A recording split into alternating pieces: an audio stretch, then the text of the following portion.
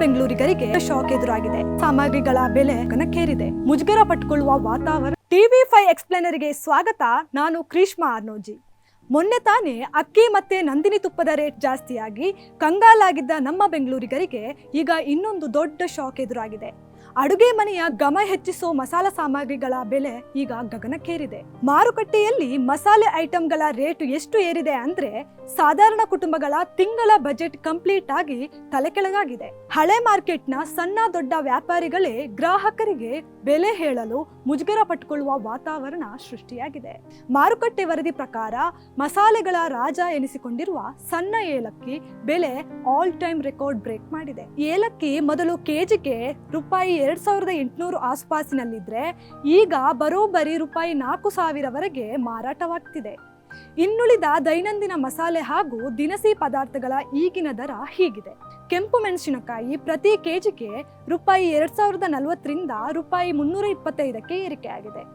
ಧನಿಯಾ ಪ್ರತಿ ಕೆಜಿಗೆ ರೂಪಾಯಿ 180ರಿಂದ ರೂಪಾಯಿ 260ಕ್ಕೆ ಏರಿಕೆಯಾಗಿದೆ. ಜೀರಿಗೆ ಪ್ರತಿ ಕೆಜಿಗೆ ರೂಪಾಯಿ 300ರಿಂದ ರೂಪಾಯಿ 430ಕ್ಕೆ ಏರಿಕೆಯಾಗಿದೆ. ಅರಶಿನ ಪುಡಿ ಪ್ರತಿ ಕೆಜಿಗೆ ರೂಪಾಯಿ 160ರಿಂದ ರೂಪಾಯಿ 220ಕ್ಕೆ ಏರಿಕೆಯಾಗಿದೆ. ಗರಂ ಮಸಾಲೆ 1 ಕೆಜಿಗೆ ರೂಪಾಯಿ 320ರಿಂದ ರೂಪಾಯಿ 440ಕ್ಕೆ ಏರಿಕೆಯಾಗಿದೆ.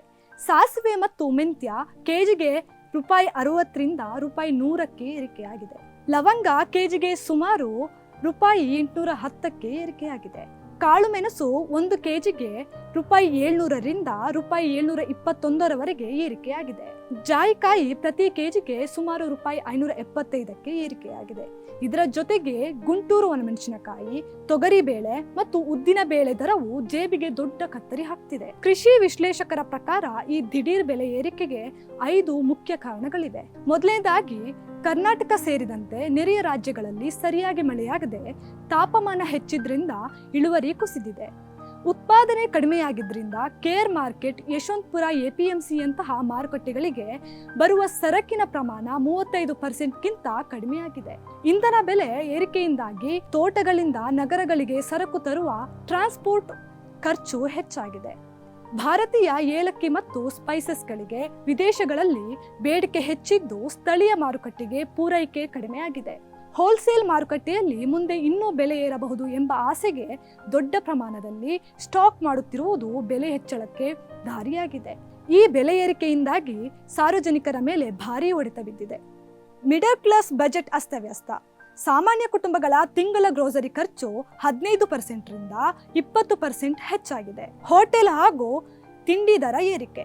ತಯಾರಿಕಾ ವೆಚ್ಚ ಹೆಚ್ಚಾಗಿದ್ದು ಶೀಘ್ರದಲ್ಲೇ ಹೋಟೆಲ್, ಬೇಕರಿ ಹಾಗೂ ಕ್ಯಾಟರಿಂಗ್ಗಳಲ್ಲಿ ಪ್ಲೇಟ್ ರೇಟ್ ಕೂಡ ಹೆಚ್ಚಾಗುವುದು ಖಚಿತ.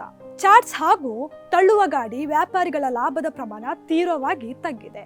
ಖರ್ಚು ನಿಯಂತ್ರಿಸುವ ಅಡುಗೆಯಲ್ಲಿ ಮಸಾಲೆ ಬಳಕೆಯನ್ನು ತಗ್ಗಿಸುತ್ತಿದ್ದು ಸಾಂಪ್ರದಾಯಿಕ ರುಚಿ ಕಡಿಮೆಯಾಗುತ್ತಿದೆ. ಗ್ರಾಹಕರು ಸಾಮಗ್ರಿ ಖರೀದಿಸುವ ಪ್ರಮಾಣ ಕಡಿಮೆ ಮಾಡಿರೋದ್ರಿಂದ ಏರಿಯಾ ಅಂಗಡಿಗಳ ಬಿಸ್ನೆಸ್ ಮಂದಗತಿಯಲ್ಲಿದೆ. ತರಕಾರಿ, ಅಕ್ಕಿ, ನಂದಿನಿ ತುಪ್ಪದ ಬೆಲೆಯ ಬೆನ್ನಲ್ಲೇ ಮಸಾಲೆ ಪದಾರ್ಥಗಳ ರೇಟ್ ಕೂಡ ಏರಿರುವುದು ಜನಸಾಮಾನ್ಯರನ್ನ ಇಕ್ಕಟ್ಟಿಗೆ ಸಿಲುಕಿಸಿದೆ. ಈ ಪರಿಸ್ಥಿತಿ ಹದಕ್ಕೆ ಬರಲು ಸರ್ಕಾರ ಮಾರುಕಟ್ಟೆಯನ್ನು ನಿಯಂತ್ರಿಸುವ ತುರ್ತು ಕ್ರಮಗಳನ್ನು ಕೈಗೊಳ್ಳಬೇಕಾಗಿದೆ. ಇನ್ನಷ್ಟು ಇಂಟ್ರೆಸ್ಟಿಂಗ್ ಕಂಟೆಂಟ್ಗಾಗಿ ನೋಡ್ತಾ ಇರಿ TV5 ಕನ್ನಡ.